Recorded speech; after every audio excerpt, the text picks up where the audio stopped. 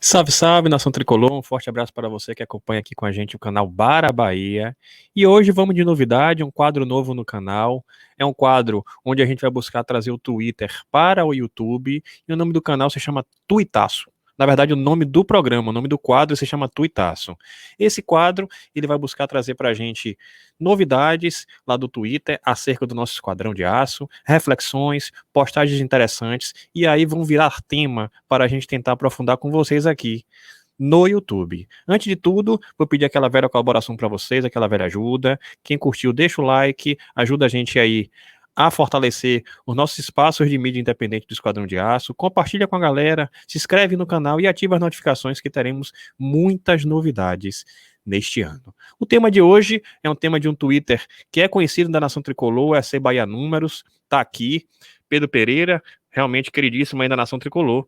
E ele traz aí interessante essa postagem, e é uma postagem que é bom a gente trazer, porque é uma postagem que reflete mais ou menos esse primeiro turno do Bahia. O primeiro turno acabou agora, 19 partidas, e a gente vai trazer justamente uma reflexão acerca das contratações do Bahia e o que isso refletiu neste primeiro turno do Bahia, nesta Série A de 2021. Ele traz aí, com os anúncios de Marcelo Cirino e Isnaldo, o Bahia chegou a 17 contratações na temporada 2021.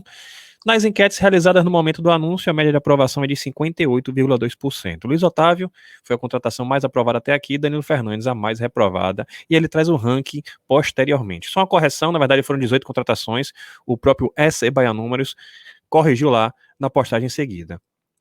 E aí a gente traz aqui justamente essa tabela.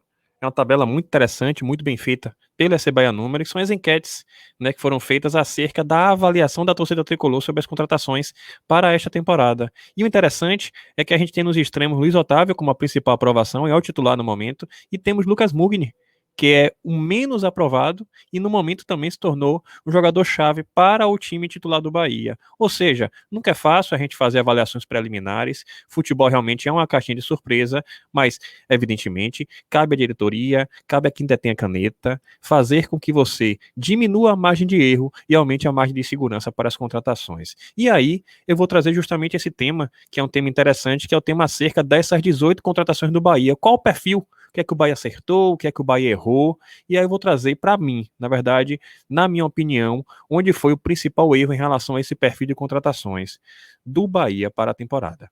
Quando a gente pensa em contratação, evidentemente a maior responsabilidade é de quem detém a caneta.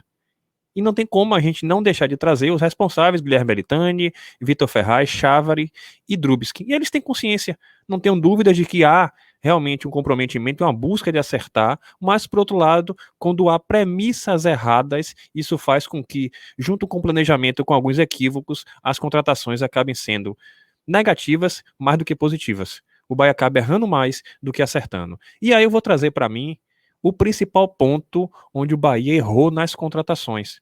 Quando a gente pensa na temporada, a gente pensa em tempo de resposta. E contratação, ela gera expectativa, mas também gera uma margem de risco.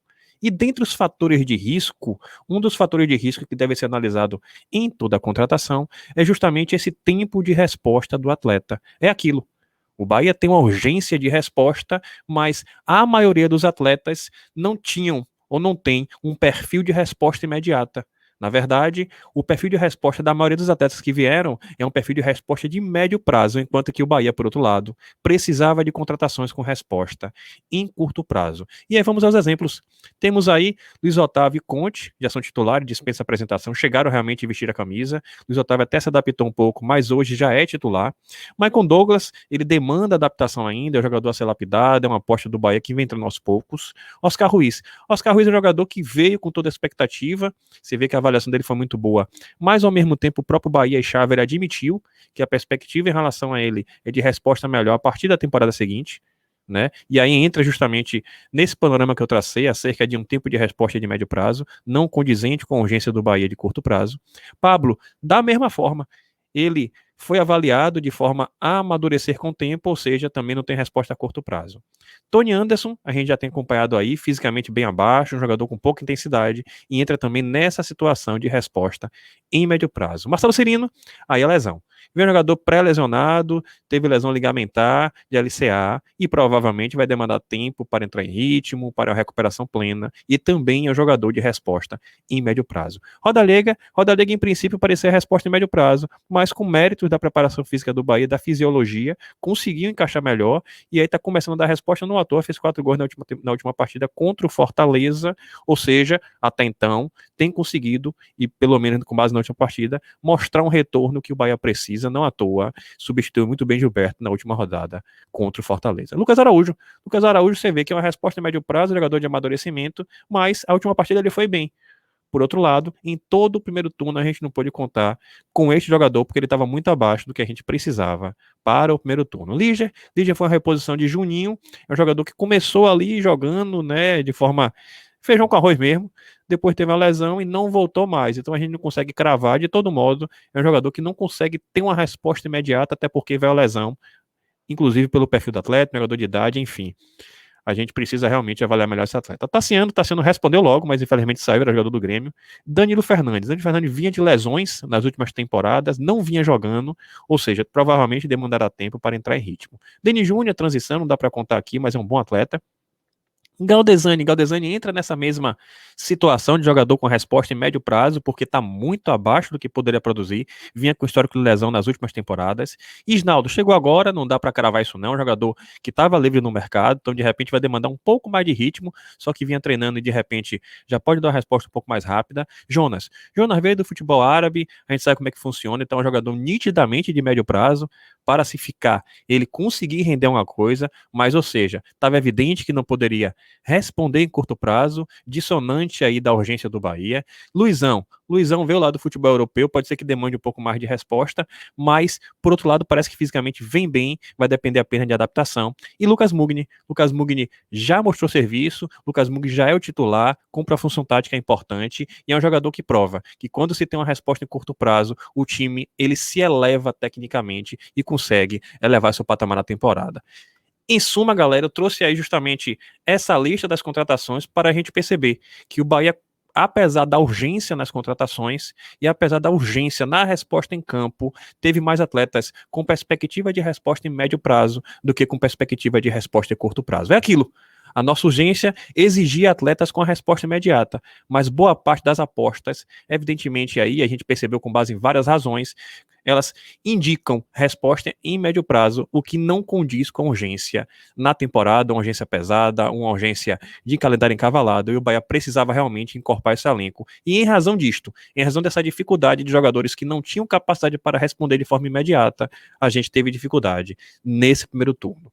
Ah, claro, aí não quer desconsiderar a questão financeira, não quer desconsiderar a dificuldade de mercado, mas limitação financeira ela não impede que você traga jogadores com resposta em curto prazo e qualidade. A dificuldade financeira ela apenas diminui a sua margem de erro e faz com que você diminua a sua margem de investimento. De todo modo, jogadores que têm resposta em curto prazo, eles podem vir desde que se capriche um pouco mais na prospecção desses atletas. É isso, galera. Era importante trazer essa reflexão por causa do fim deste primeiro turno. É importante que o Bahia reflita sobre a formação do seu elenco para que passe cada vez mais a buscar atleta que tenham respostas condizentes, né, com a urgência do time em campo. O Bahia passou esse problema de primeiro turno porque, com o cobertor curto, o repertório foi muito baixo para responder às quedas técnicas, para responder às oscilações, e aí a gente ficou nessa situação de dificuldade, com um desafio muito grande de virar essa chave no segundo turno. Reflexão feita, agradeço a vocês, estaremos aqui trazendo tweets interessantes acerca do nosso Esquadrão de Aço, postagem que faça a gente refletir com você, Nação Tricolor, e conto cada vez mais com a colaboração, com o acompanhamento, com a inscrição, com like, e aí vocês estão com a gente aqui, a gente vai refletir junto. Ninguém aqui é dono da verdade, mas a gente vai trazer reflexões e vocês, o que vocês acharam, deixa aí nos comentários e participe com a gente aí, porque o espaço é nosso. Saudações tricolores, galera, e até a próxima.